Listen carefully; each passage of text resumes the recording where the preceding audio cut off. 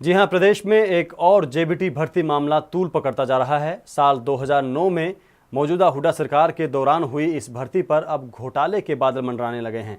Haryana crime record bureau ने जांच में पाया है कि 100 से ज़्यादा ऐसे लोगों का जेबीटी अध्यापक के लिए चयन हुआ है जिनके दस्तखत या फिंगरप्रिंट मेल नहीं खा रहे हैं। हाथ आए इस मुद्दे को विपक्षी दलों ने भी अब भुनाना शुरू कर दिया है। इनेलो के बाद अब भारतीय जनता पार्टी और हजका गठबंधन ने भी राज्यपाल को ज्ञापन सौंपकर इस मामले की जांच करवाने की मांग की है।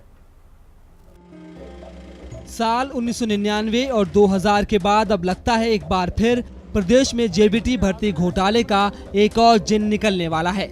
हरियाणा क्राइम रिकॉर्ड ब्यूरो की जांच से जो हकीकत सामने आई है उसने कई चौंकाने वाले खुलासे किए हैं। मौजूदा हुड्डा सरकार के दौरान साल 2009 में हुई जेबीटी शिक्षकों की भर्ती पर घोटाले का साया मंडराने लगा है।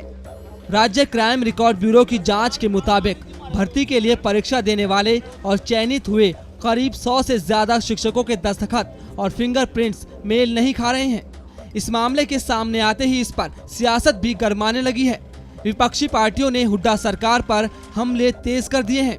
इनेलो के बाद अब इस मामले की तह तक जाने के लिए बीजेपी हजका गठबंधन ने भी बृहस्पतिवार को चंडीगढ़ में राज्यपाल जगन्नाथ पहाड़िया को ज्ञापन सौंपा। हरियाणा के 2 विधायकों पर पहले ही सीबीआई ने नौकरियां बेचने के मामले में एक केस दर्ज किया हुआ है। अब एक लेटेस्ट घोटाला आया है, JBT scam Bhupinder Singh Hooda.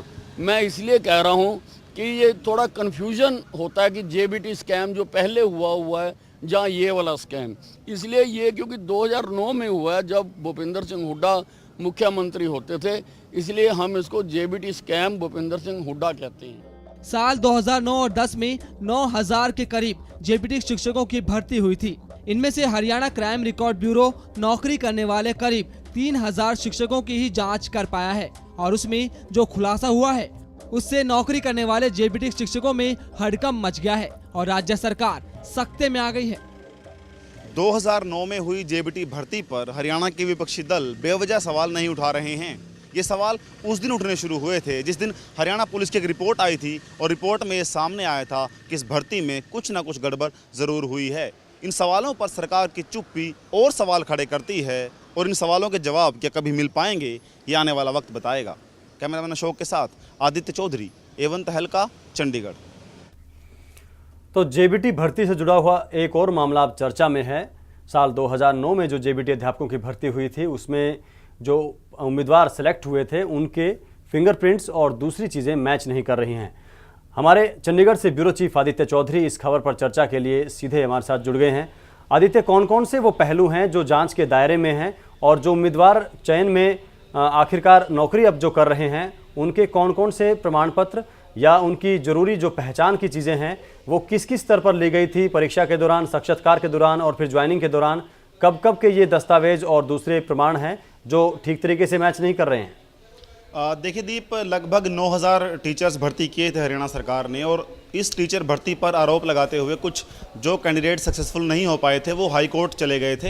High court के आदेश पर जांच का एक आदेश हाई कोर्ट ने दिया था क्राइम रिकॉर्ड ब्यूरो को। उसके बाद ये जांच हुई है और जांच में जिन लोगों ने इस सिलेक्शन के लिए एग्ज़ाम दिया था और जिनकी सिलेक्शन हुई है उनके जो फिंगरप्रिंट्स हैं, अंगूठे का निशान जो लिया गया था, हाथों की उंगलियों के निशान जो लिए गए थे और सिग्नेचर जो किए गए थे दोनों जगहों पर, उनका मिलान किया जा रहा है ताकि ये पता चल पाए कि जिसने एग्ज़ाम दिया था वो और जो सिलेक्ट हुआ वो एक ही आदमी था या बदला गया था। उस जांच में अब तक लगभग 3000 जो कैंडिडेट्स हैं उनकी जांच हुई है। उसमें से 100 से 150 ऐसे मिले हैं जिनके फिंगरप्रिंट्स या सिग्नेचर मेल नहीं खाते। तो साफ साफ दिखता है कि 9000 में से अभी 3000 की जांच हुई है, लगभग 1/3, और 100 से ज़्यादा कैंडिडेट ऐसे मिले हैं जो गलत सिलेक्ट जो हुए हैं जांच के मुताबिक।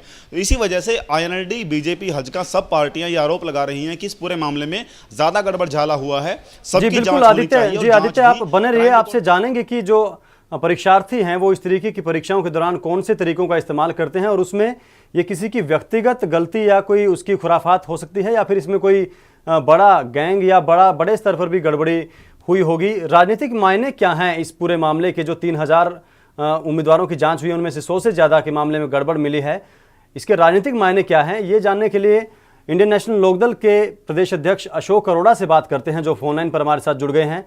अशोक अरोड़ा जी, आपको इसमें राजनीतिक तौर पर गड़बड़ क्यों लगती है? जो उम्मीदवार हैं उन्होंने अपने स्तर पर भी हो सकता है गड़बड़ की हो, इसमें इसकी जांच की जरूरत किस स्तर तक आप मांग करते हैं? नहीं, हमने तो सबसे पहले यही मांग उठाई है, क्योंकि इसमें जो आपके एडीजीपी क्राइम ब्यूरो है उसने खुद माना है कि इसमें 3000 में से 100 से ऊपर बच्चे के फिंगरप्रिंट नहीं मिल रहे। जी। एक बहुत गंभीर मामला है कि परीक्षा में जो बैठे नहीं उनकी सिलेक्शन हो गई है, तो इसकी हमने कहा कि किसी सिटिंग जज से हाई कोर्ट के या सुप्रीम कोर्ट की जांच होनी चाहिए और जो दोषी अधिकारी या कोई पॉलिटिशियन है उनके खिलाफ कार्रवाई। जी अशोक अरोड़ा जी, क्या आपको इसमें लगता है कि ये सिर्फ अधिकारियों की या जो परीक्षा लेने और साक्षात्कार लेने वाले जो कर्मचारी थे उनकी गलती या उनकी कोई मिली भगत ही नहीं है, उससे ऊपर का भी ये मामला है? ये मामला ऊपर के बगैर तो हो ही नहीं सकता जी। कि क्योंकि जो इन्फ्लुएंसर लोग हैं उन्हें फोन करके इनके अधिकारी वर्ग पे दबाव बनाके इस प्रकार से किया है। सभी पूरा सच तो तभी सामने आएगा ना जब इसकी निष्पक्ष जांच होगी। जी अशोक अरोड़ा जी, शुक्रिया हमारे साथ जुड़ने के लिए। इंडियन नेशनल लोकदल के प्रदेश अध्यक्ष निष्पक्ष जांच की मांग कर रहे हैं 2009 के इस मामले की, जिसमें 9000 के करीब जेबीटी की भर्ती की गई थी और अब हरियाणा क्राइम रिकॉर्ड ब्यूरो इसकी जांच कर रहा है। जांच में सामने ये आया है कि अब तक 100 से ज़्यादा ऐसे उम्मीदवार मिल चुके हैं जिनके फिंगरप्रिंट्स मेल नहीं खा रहे हैं उस दस्तावेज से जो परीक्षा देने के दौरान जिस पर फिंगरप्रिंट लिए गए थे और बाद में ज्वाइनिंग के दौरान जो फिंगरप्रिंट लिए गए। हमारे ब्यूरो चीफ आदित्य चौधरी हमारे साथ इस खबर पर चर्चा के लिए बने हुए हैं। आदित्य, अमूमन तमाम जो पिछले कुछ सालों में जो भर्तियां हुई हैं उनमें से कई में ऐसे हमने देखने को मिला है हमें कि हाई कोर्ट में लोग चले जाते हैं और वहां से फिर जांच शुरू होती है या फिर स्टे लग जाता है। यहाँ तक कि हरियाणा का जो अध्यापक भर्ती बोर्ड है वो भी अब उसकी भी गतिविधियां रोक दी गई हैं कोर्ट के आदेश पर। हरियाणा में नौकरियों को लेकर किस किस तरीके की गड़बड़ियां लोग उनमें शामिल हो जाते हैं, राजनेता क्या इस्तेमाल करते हैं तरीकों का, और जो परीक्षार्थी हैं वो किस किस तरीके से गलत तरीका अपनाकर नौकरी लेने की कोशिश करते हैं? दीपकमल, दो चीज़ें हैं। पहला ये कि आपको टीचर अगर भर्ती होना है हरियाणा में तो आपको एचटेट एग्ज़ाम है वो पास करना होगा। उसको लेकर भी तमाम सवाल उठते हैं, तमाम आरोप लगते हैं कि किस तरह से वो परीक्षा पास की जाती है। उसके बाद आप जो टीचर भर्ती बोर्ड है उसकी एक सूची में आप नाम डलवाने के लिए आपको तमाम तरह की मशक्क़त करनी पड़ती है। ये साफ़ है जिस स्टेट में, जैसे चंडीगढ़ में टीचर्स की भर्ती हुई थी जब रामनिवास यहाँ पर गृह सचिव होते थे, हरियाणा कैडर के आईएएस हैं, उनके समय में भर्ती हुई 500 के करीब भर्ती हुई, सारी भर्ती रद्द करनी पड़ी, सीबीआई जांच हुई। उसके बाद चंडीगढ़ ने पूरी जो भर्ती है सिलेक्शन जो की हैं वो मेरिट बेस पर की हैं, कोई सवाल नहीं उठा। दिल्ली में कई सिलेक्शंस ऐसी होती हैं जो मेरिट बेस पर होती हैं, कोई सवाल नहीं उठता।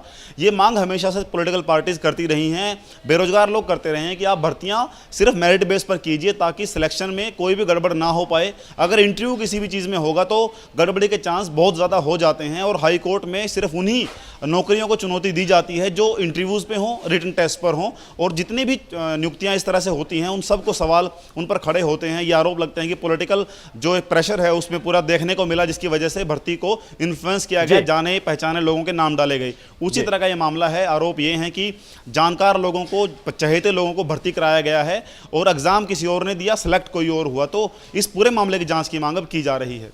जी, पूरे मामले की जांच की मांग विरोधी पार्टियां कर रही हैं। हजका और भाजपा ने तो इस पूरे मामले की जांच की मांग को लेकर आज ही ज्ञापन सौंपा है। भाजपा नेता रतनलाल कटारिया हमारे साथ फोन लाइन पर जुड़ गए हैं। कटारिया साहब, आपका स्वागत है एवं तहलका हरियाणा पर। आज आप भी उस प्रतिनिधिमंडल में शामिल थे जहां पर जब आपने ज्ञापन सौंपा राज्यपाल को, किस तरीके की जाँच की मांग आप करते हैं और कितने बड़े स्तर की गड़बड़ आपको नजर आती है इस भर्ती प्रक्रिया में 2009 के जेबीटी मामले में? देखिए, हमने राज्यपाल महोदय को यही कहा है जी कि जेबीटी घोटाला नंबर 1, जिसमें कुछ लोग जो है तिहाड़ जेल में पड़े हैं, जी जी, और ये जेबीटी घोटाला नंबर 2 जी, हुड्डा जी का 2009 का, नौकरियां जो हैं वो केवल एक हल्के तक सीमित रह गई हैं, कलोई तक। जी कटारिया साहब, इसमें फिंगरप्रिंट मैच नहीं कर रहे हैं उन लोगों के जिन्होंने परीक्षा दी और जिन्होंने ज्वाइन किया। ये उन उम्मीदवारों की उनका व्यक्तिगत गलती या उनकी जो उनका अपराध है वो व्यक्तिगत अपराध भी तो हो सकता है। इसमें आपको राजनीतिक साजिश क्यों नजर आ रही है? कोई व्यक्तिगत अपराध नहीं है। जी सीबीआई से इंक्वायरी करवा लो, जी सुप्रीम कोर्ट का सीटिंग जज बिठा लो। हरियाणा प्रदेश के अंदर पिछले 9 साल में जितनी भी नियुक्तियां हुई हैं, आजादी के बाद इतना भेदभाव नहीं हुआ है। और हमारा ये पानीपत से लेके और कालका तक का तो इलाका बिल्कुल साफ कर दिया। जी कटारिया साहब, तो आपका ये कहना है कि पिछली सरकार के मामले का आप जिक्र कर रहे हैं जिसमें सजा हुई है, कई लोगों को तिहाड़ जेल में सजा काट रहे हैं नेता, उसी तरीके से अब ये भी मामला है इस मौजूदा सरकार में भी नौकरियों में गड़बड़ी हो रही है, बस तरीका बदल दिया गया है। पहले सीधे अपने लोगों को भर्ती कर लिया गया था और अब उनके स्थान पर दूसरे लोगों को परीक्षा दिलवा दी गई। हमारी सरकार आएगी तो हम भी बख्शने वाले नहीं है किसी को भी। जी दूध का दूध और पानी का पानी निकाल के रख देंगे।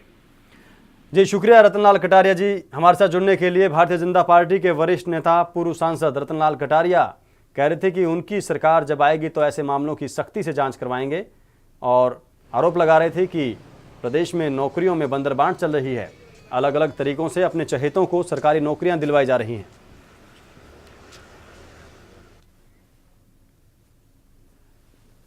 तो हजका और भाजपा के प्रतिनिधिमंडल ने राज्यपाल जगन्नाथ पहाड़िया को ज्ञापन सौंपा है, मांग की है कि 2009 के जेबीटी भर्ती घोटाले की सही जांच करवाई जाए। हमारे ब्यूरो चीफ आदित्य चौधरी हमारे साथ बने हुए हैं। आदित्य बने रहिए आप हमारे साथ, आपसे इस खबर पर आगे भी चर्चा करेंगे। तो ज्ञापन सौंपा गया है हजका और भाजपा की तरफ से, आपको अब